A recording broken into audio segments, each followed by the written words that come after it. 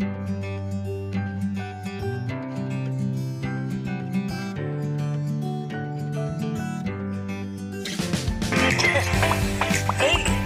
kalau kamu lagi sakit batuk, alangkah baiknya tutup mulut dan hidungmu menggunakan masker supaya tidak menularkan ke orang lain.